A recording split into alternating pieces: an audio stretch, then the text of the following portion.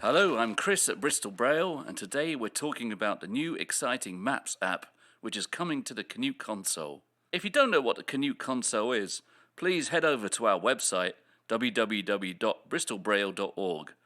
There you can read about all our products, projects, sign up to the newsletter, and of course place orders. Of course, apart from signing up to our newsletter, you can keep up with what we've been up to by following us on all the usual media channels, including here on YouTube, X and Instagram.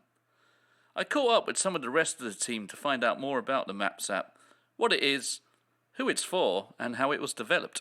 First up, chatting to Ed Rogers, MD and founder of Bristol Braille. So Ed, I guess the first and most obvious question, can you tell us what the Maps app is? It's a tactile map application which is probably best described as a diagram rather than a conventional tactile map with lots of raised lines and so on. What it does is it takes whatever data you give it, and we've chosen to pick on transport nodes within routes, so bus stops along a route. You can combine different routes, or it could be train stations, but you could also use this for other means of transport, the intersections between roads, street furniture and so on. It takes those nodes and it plots them on a grid, condensing the space between the different stops. If there are three things in a line and one of them is a mile apart and the next one is 10 miles apart, there'll just be three in a line, for example, but it won't shift something from the east to the west or from the north to the south. It will still be relative, the connections between different transport nodes. And as you cursor around the Canute display, which of course is a 40 character by 9 line interactive tactile braille display, has 360 cells, your cursor moves, and as that moves over one of these nodes, which is represented by a 2-letter acronym, that updates the status line, which gives you information about that node, that acronym. So BT might be Bristol Temple Meads, for example, and then it will say Bristol Temple Meads with connections to BP for Bristol Parkway and so on. And you can, if you want to look up BP, move your cursor to that one. That's in a nutshell how it works, but the underlying elements of this is the ability to take data that already exists out there and should be accessible to a braille reader, to a tactile reader, and actually for the first time make it easily accessible as a quick lookup without having to rely on a sort of blow-by-blow account. You actually get the spatial relevance of these different applications, so you don't just hear a list of stops, you hear how they relate to each other and how you could maybe divert at this point and go off on an adventure in a different direction. And of course you can start to realize how this can apply to other things, like schematics for diagrams, for example, for SVGs, for electronics, and so on and so forth. Can you tell us a bit about how this came about? I know you've been working with various partners. There's kind of objective of bringing this to the Canute Console.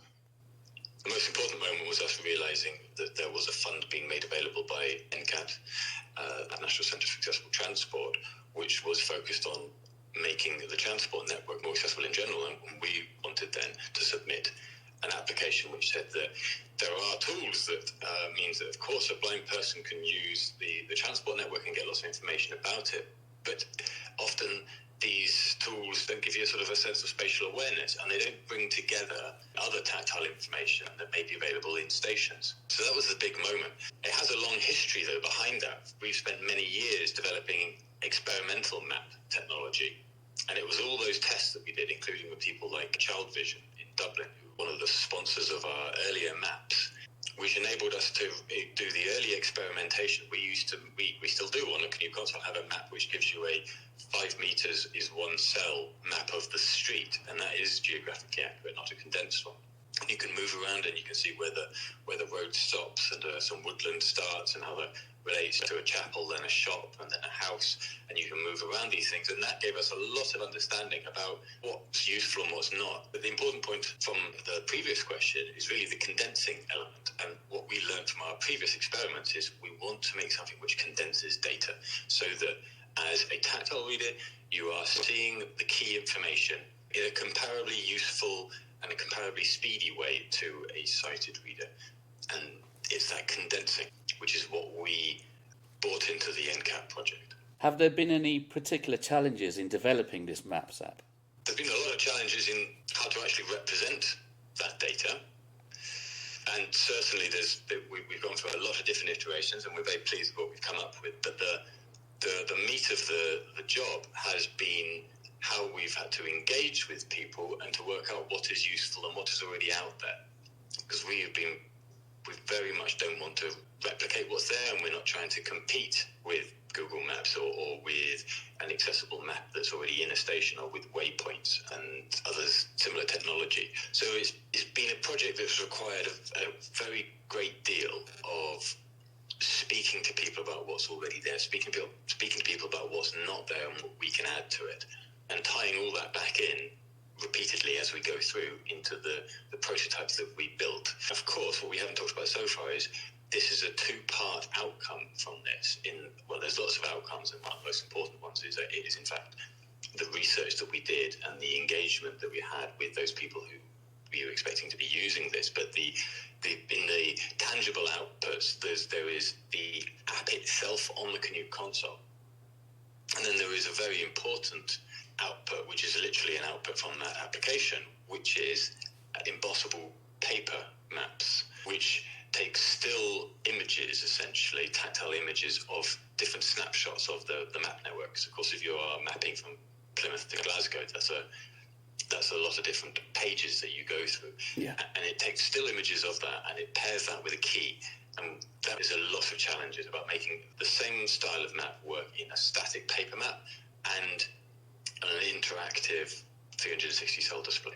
Ed, can you tell us where we can find out more about this? You will be able to find more about it via NCAT, and we've got to say a big thank you to the team there that has made this all possible, as well as, of course, to all the people from our community that made this possible. So thank you to NCAT, and thank you to all the people who have tested this with us. You will find information about the project on the NCAT website as well, but we will have it on our website. And of course, the best way of trialling these maps is to use them. And you can get in contact with us, enquiries at bristolbraille.org, and request a BRF or a posted paper map of a particular area. And if you are a Canute Console owner, you can update your console and try this. If you are interested in this and you're interested in diagrams in general and tables and all the other applications that we've recently added to the Canute console, this workstation Braille display with 360 cells and a pull-out QWERTY keyboard and a 13-inch monitor, that's the host device for this application, and probably at least half a dozen others that are, in my opinion, as exciting almost as this. And you can buy that from us or from one of our distributors at bristolbraille.org. But if you're just interested, just call us up or get on an email to us, and we'd love to speak to you about your personal experience of maps, and we'd like to hear about what you personally have hoped to see mapped. It doesn't have to be literally a map of a transport route. It could be a map of anything. Ed, thank you very much. Thank you, Chris. Next, I spoke to Bristol Braille's lead developer, Andy Wood. Hi, Andy. So, first of all, if you don't mind, just to get a bit of background, a bit of info from yourself, how long you've been working with Bristol Braille and the kind of things you've been working on. Sure. I'm a software developer, a freelance software developer, and I've been working with Bristol Braille since about 3 years now. I started off looking at the very low-level hardware of the machine. After that, Ed wanted me to start looking at some of the other parts of the system, in particular being able to support larger libraries of Braille books, so that as the SD cards have got bigger and are able to store more books, the Canute can keep up in terms of being able to display that, and other things like changing the language, allowing support for different territories. Looking at this new Maps app, can you give me just the overview, the sort of brief that was set for developing this? Sure. So Ed was very keen to provide some access to the mapping applications or data that's available on the web. So looking at resources like the OpenStreetMap that has lots of information about buses and trains and even ferries and monorails, as it turns out. He was looking at a method of allowing that data to be displayed on the multi-line Canute Braille display. And the sort of approach we were thinking of taking was not one of displaying just a map in the normal sense, because the Braille display is obviously quite limited in the number of characters that we can display in one go. So instead of trying to take, for example, a map of the United Kingdom and shrink it down to 40 by 9 letters, we didn't think that was going to work terribly effectively. So Ed wanted to sort of lean into a more symbolic view of the information to try to convert or shrink effectively the map down into a grid that represented the sort of positioning information, the locations of the various different bus stops or train stations, but in such a way that it is able to be displayed. And I think he was thinking there along the lines of the London Underground map, which doesn't exactly show you where every station is with respect to each other, but it has a more kind of abstract view of the circle line so that you know which train stop follows one after another. That was the sort of overriding goal, really, was to provide a sort of summary of this transport information onto the console in Braille.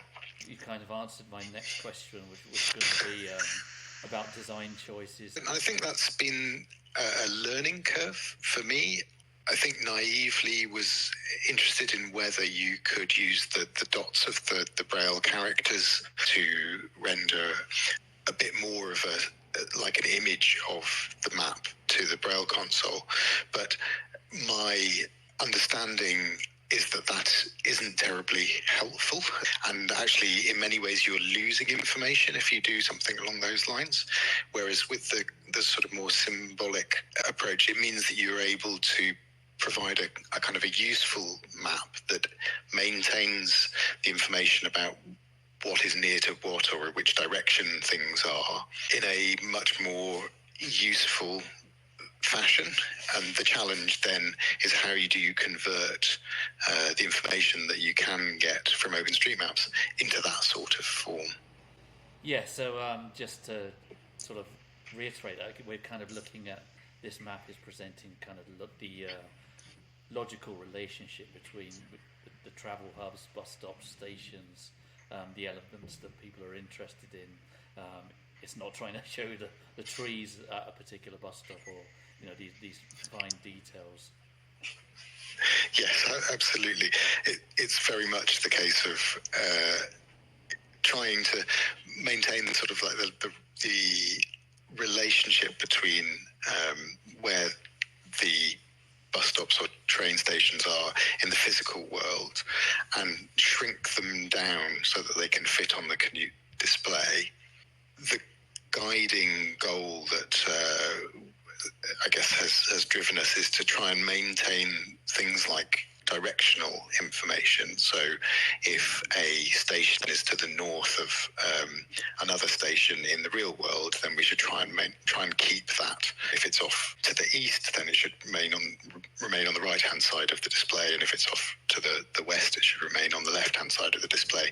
So there is some relationship between them, but to kind of shrink the distances so that we don't end up with lots of empty Braille cells. And I think you mentioned, but just to confirm, the data for the maps themselves, is it OpenStreetMaps, did you say? Yes, so OpenStreetMap is an open source map service that is built by its users. Therefore, the data that is available for things like train lines and buses can be a little bit variable, but it does seem to have some very good coverage, particularly in the UK. We're pulling that data down in a particular format and working out what the relationships between the buses and trains are to draw the maps. And I think it's important to say that the service that we've built so far is built relative to a particular location.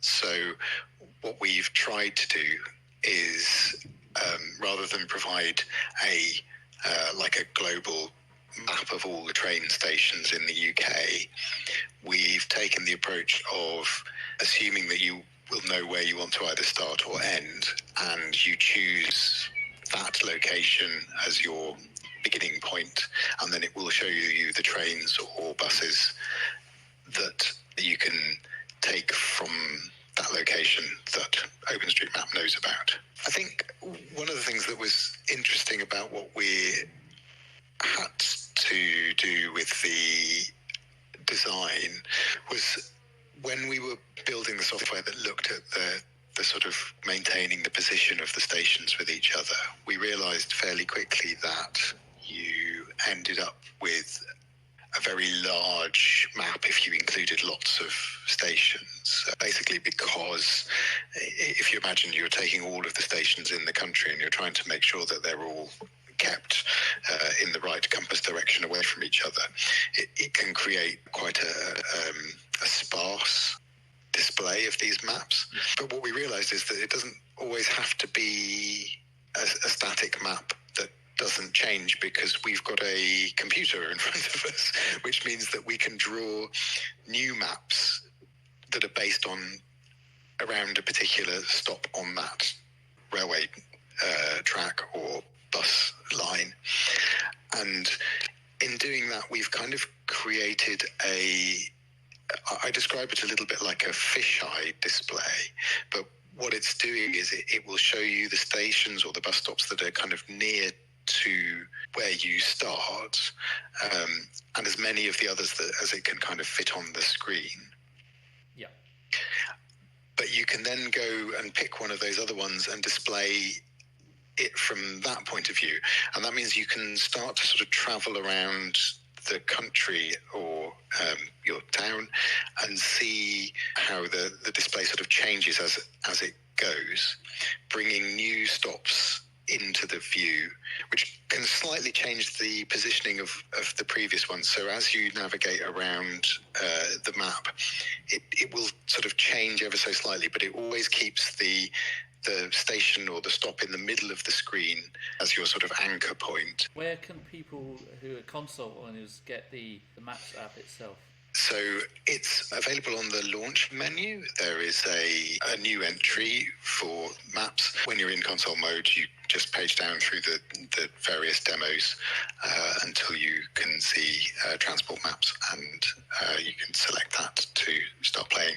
It starts by asking you for that location where you would like to look. It prompts you for Bristol Temple Meads as an example place to start looking.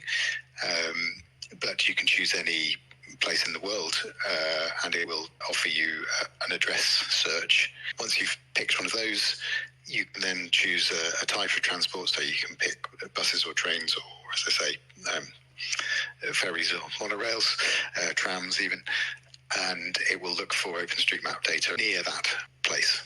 And it's worth mentioning, if someone wants to actually print out or emboss out hard copy, they can do that because it will export them as a BRF file. Yes, so as you're looking at the map, you can press the letter P for printing key, which will start a collection of screens.